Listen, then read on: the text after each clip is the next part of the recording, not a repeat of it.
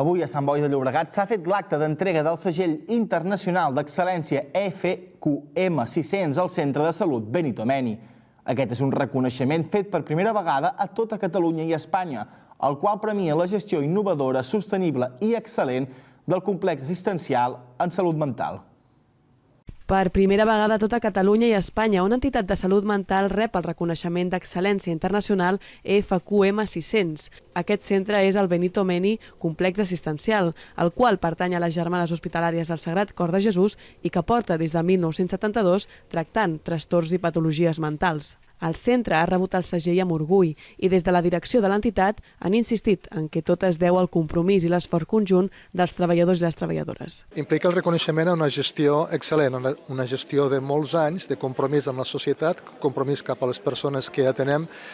amb el marc d'una transparència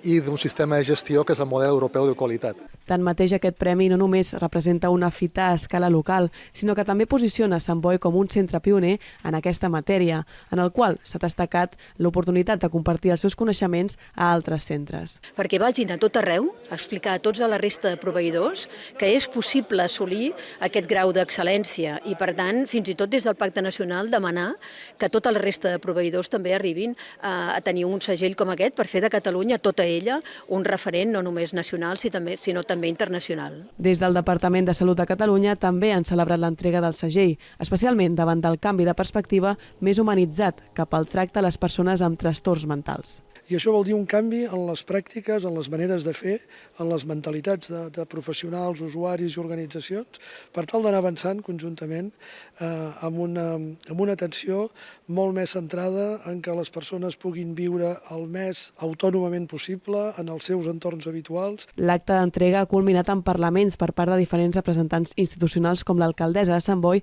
Lluïsa Moret, així com un concert a l'església del centre.